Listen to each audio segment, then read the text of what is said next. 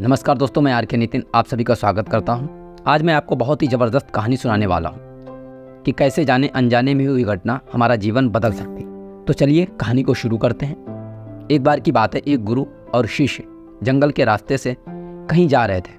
तो रास्ते में शाम होने लगी और उनको पानी की प्यास लगी। तो पास में एक गाँव आया और जैसे ही वह गाँव में पहुँचे तो देखा कि एक झोपड़ी थी। वो झोपड़ी की तरफ गए और उन्होंने आवाज़ लगाई।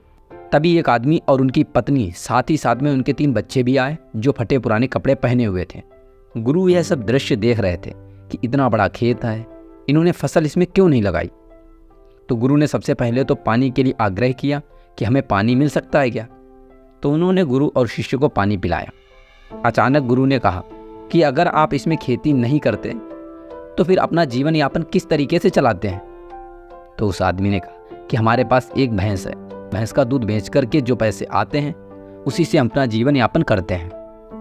गुरु ने उनकी इस बात को ध्यानपूर्वक सुना और उनके बीच में कुछ देर तक बातचीत हुई, लेकिन अंधेरा हो चुका था। तो उन्होंने निर्णय लिया कि आज की रात हम यहीं रुकेंगे। तो लगभग मध्य रात्रि के करीब गुरु ने शिष्य से कहा कि हमें इस भैंस को ले जाना होगा और इस भैंस को ले जाकर कहीं जंगल में छोड़ना होगा।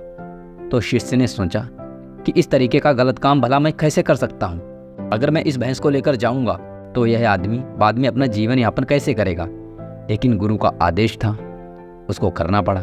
वह अपने गुरु के साथ चल दिया और आधी रात को गुरु और शिष्य निकल लिए, लेकिन भैंस को भी अपने साथ ले गए और बहुत दूर छोड़ आए ताकि वहाँ से भैंस वापस अपने गांव में ना आ सके। तकरीबन 10 साल बाद जब वह शिष्य भी गुरु बन चुका था और दीक्षा देने का काम भी करने लग गया था, तो उसने सोचा कि क्यों ना 10 साल पहले मुझसे जो गलती हुई थी, क्यों ना मैं आज उस गलती को सुधार लूं और मुझे उस आदमी के पास जाना चाहिए।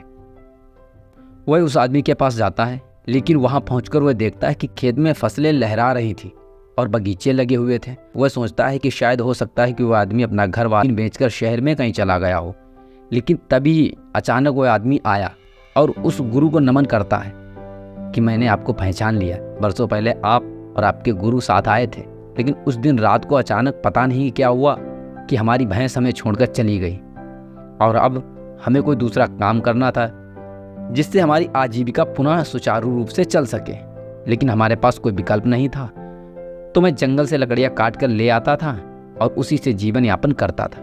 मैंने बहुत मेहनत की, आम के बगीचे लगाए। धीरे धीरे आम के बगीचे से लोग आम खरीदने लगे और धीरे धीरे मेरा आम का बगीचा बड़ा होने लगा और मुझे अच्छे खासे फल और उनसे पैसे मिलने लगे और मेरा बिजनेस बढ़ता गया, मेरा काम बढ़ता गया।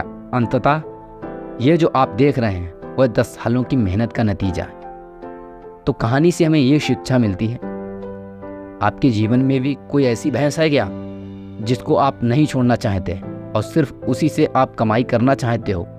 जैसे कि उस आदमी को नहीं पता था कि उसके अंदर टैलेंट है और उसके अंदर इतनी क्षमता है, लेकिन गुरु ने उसका भाग्य बदल दिया।